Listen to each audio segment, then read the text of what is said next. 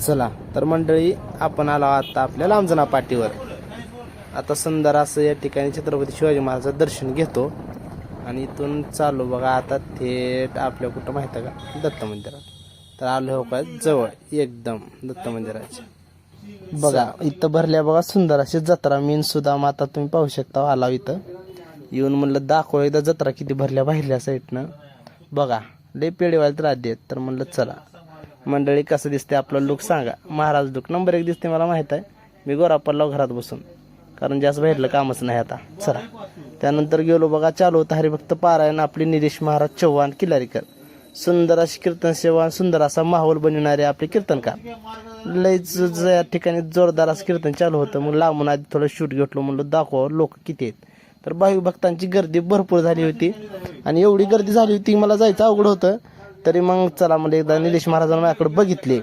मग मला आता तर पुढे जावंच लागते काय. मग गेलो बसलो, सुंदर अशी झाली शूटिंग चालू. बसलो थोडा वेळ, म्हणलो आता चालू करा कीर्तन ऐकायला महाराजाचं. चला करायचं काहीच जाणत नाही का. जगाचा मालक यावा, आमच्या सोबत खेळावा, खोड्या करावा. आणि जगाच्या मालकानं प्रत्येक घरामध्ये जाऊन खोड्या करायला चालू केल्या. फक्त त्या खोड्या सांगायला आपल्याकडे वेळ नाही.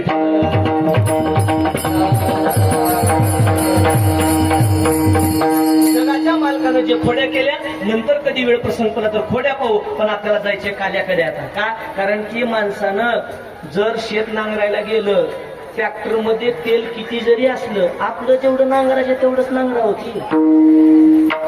होय पुरुष मंडळ काय येता शेजारा सगळी नांगरून घेऊन येत आहोत. आपलं जेवढं कसं, आपलं जेवढं नांगरायचं तेवढं नांगरलेलं बरं. कशाला पुन्हा अजून धुरे मारत जायचं. त्याच्यामुळं आपलं जेवढी वेळ आहे त्या वेळेमध्ये आपण पाहूयात. जगाच्या मालकानं गावात भरपूर खोड्या केल्या. अनेक खोड्या केल्यानंतर अनेक घराणे आले. कसं गौरने घराने सांगती शोधेसी, दही दूध खाऊन या पळून जातो मुशिकेशी. लाड कहा काना बाई तुला तुला गोड वाटे. याच्या खोड्या किती सांगू मै पत्र सिंधू. एवढ्या खोड्या त्याने केल्या. त्या खोड्या किती जरी सांगावं म्हणल्या तर त्या गवळणीला सांगून थकल्या.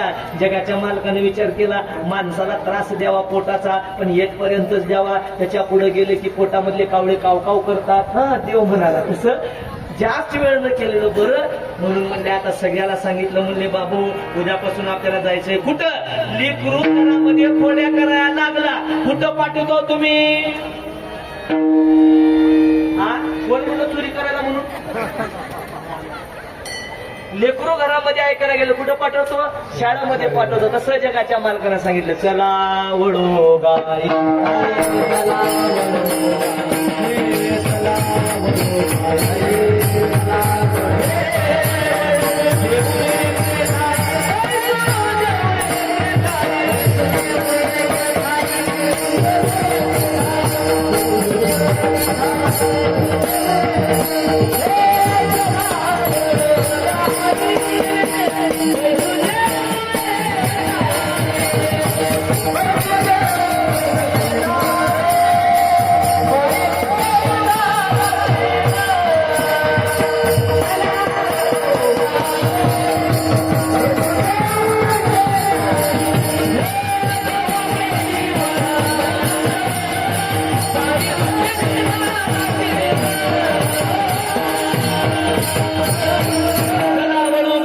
बैसू जेऊ एके दे बहु केली वनवन. पायी पिटी झाला शीर आणि भारपोटी भूक काय कीर्तनाचे.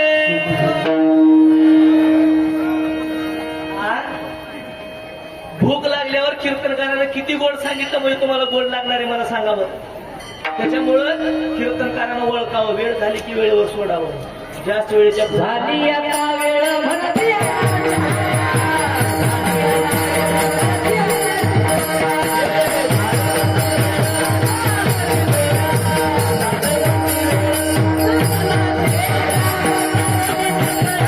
जर आठवण सतत ठेवायची असेल तर फक्त दुःख पाहिजे. कुंतीनं जगाच्या मालकाला एकच मागितलंय, जेव्हा माझ्या जीवनामध्ये नुसते संकटच दे. मात्र का कोणी महाराज आपण 1 वाजला जर आलो तर म्हणता देवा माझ्या लेकराचं उरक, लेकराचे 2चे 4 होती आणि 4चे 6 होती, मी नंतर अजून तुझ्या 3 वाऱ्या करते.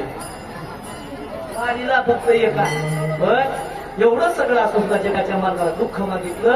कारण त्याचं असं आहे, जगाचा मालक सगळं देणार आहे. देव त्यांचा उष्ट खात होता, त्याचं कारण जेवढं आहे त्यांची भावना शुद्ध होती, अंतर्मुख शुद्ध होती. तर मंडळीत चला अवघा बघा मी बसलो आता महाराजाच्या समोरून घेतलं सेल्फीच्या हिशोबानं म्हणलं तर बघितलं एकदा म्हणजे लोकाला कळावं की आपण कॅमेरा दिसलेला का नाही. मग अशा पद्धतीने फिरलो बघा कॅमेरा. काय लोक सर्व आपले टक्कामक्का बघतच होते बघा, लईच बघला ते. मग म्हणलं चला आता दाखव इकडं 64 माझ्याकडे. आपले जे मल्हार बंधू 64 मध्ये काळी म्हणल्याप्रमाणे लई भारी वाजू लागते.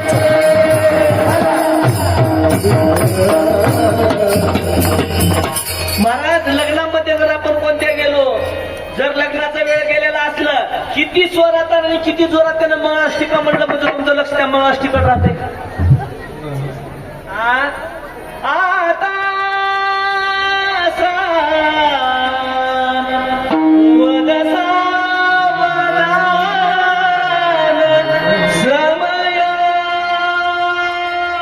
अर्धा मंडप जेवाय बसेल असं जाऊन वेळ झाली की किंमत नाही महाराज. जगाच्या मालकानं खेळ करायला चालू केलं आणि ते खेळ केल्यानंतर सगळ्याला सांगितलं, म्हणले बाबा खांदे भात पोटी काय खेळायचे सुख आता एक काम करा सगळ्यांनी, चला जे जे काही आणलंय ते आणा. ऐका आता श्रीमद भागवतामध्ये एकादश खंडामध्ये जगाच्या मालकाचे फक्त 4 अध्याय काल्याचे आहेत. किती अध्याय? 4 अध्याय आहेत. त्या 4 अध्यायापैकी जगाच्या मालकानं फक्त काला एकदाच केलेला आहे. काय म्हणतो मी? काला देवानं दररोज केला नाही, काला जगाच्या मालकानं एकदाच केला, म्हणून तो काला दुर्लभ आहे. विठ्ठल जगाच्या मालकानं काला एकदा केला. यानंतर झाली बघा कीर्तन सेवा आणि महाराज आली बघा थेट काला पडायला. कारण कीर्तन आपलं काल्याचं होतं, त्यानिमित्तानं आली आवश्यकता गळ्यामध्ये सुंदर असं काळा घडला आपल्या तडतडीचे आपल्या कीर्तनकार निलेश महाराज सुंदर असं ठिकाणी काला पडत पाहू शकता. रीतिरिवाजचा प्रमाण सुंदर असं काला पडणं चालू आहे. बोला पुंडली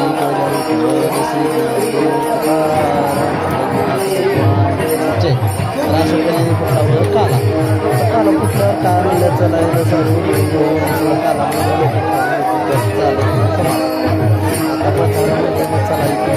मंदिरात काय खेळायचं काला आणि यानंतर होणार होती आरती. त्यानिमित्तानं आरती म्हणून काय म्हटले चला चला पुढे त्यानंतर माझ्या निघाला काला. चला मला ते पाठीमागे निघाले थोड्या वेळामध्ये चालू मंदिरात जाण्याचं नियोजन. मग गेलो साराचं लक्ष आमच्याकडे होती सारी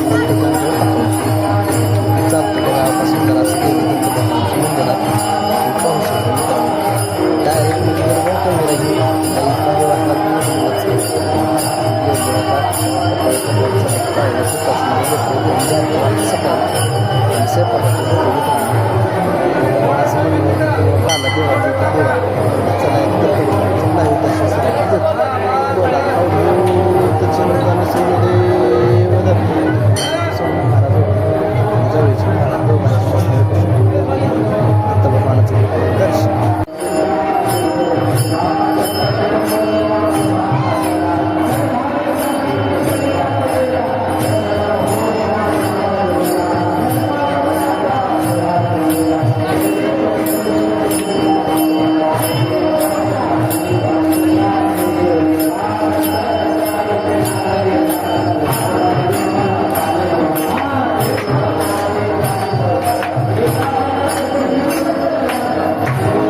नंतर झाली बघा आरती झाल्यावर इथं चालू होतं रक्तदान. म्हणलं थांबा जाऊन येतो रक्तदान मी पण करणार आहे चला.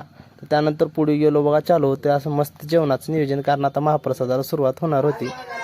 सारी तयारी आपली झालती, आता फक्त वाट पाहायचं होतं आपली पंगत कधी बसते. त्यानंतर टोपले वगैरे असं मस्तपैकी भरून घेतलं तुम्ही पाहू शकता. अतिशय जबरदस्त असं नियोजन आपण लावलं होतं. त्यानंतर चालू जायला पंक्ती सुंदर असा महाप्रसादाचा आनंद तुम्ही पाहू शकता. पहिल्याच पंक्तीला धिंगाणा आणि गर्दी एकसाथ बसली, कारण भावी भक्तच असे जेवणार होते. 5-6 हजार लोकांचं जेवण होतं. कारण पंचकृषी म्हणले की 15 गावाची पूर्ण लोक आली. त्यानंतर तुम्ही पाहू शकता सर्व माता भगिनी अतिशय आनंदामध्ये प्रसादाचा आनंद घेत आहेत. त्यानंतर दुसरी पंगत आहे मित्रांनो, ही सुंदर अशी दुसरी पंगत बसवलो, एकदा साऱ्याला जीवतीन वाढलो. मग त्यानंतर काय साहेब होते, साहेब असल्याशिवाय नियोजन लागत नाही हे मलाही माहीत होतं. हे का ही बसली बघा तिसरी पंगत, जोरदार अशी तिसरी पंगत बसली. जशी पहिली दुसरी तिसरी सारख्याच पंक्ती बसला त्या बघा, काही मला वाटतं 10 पंक्ती सहज बसल्या असत्या.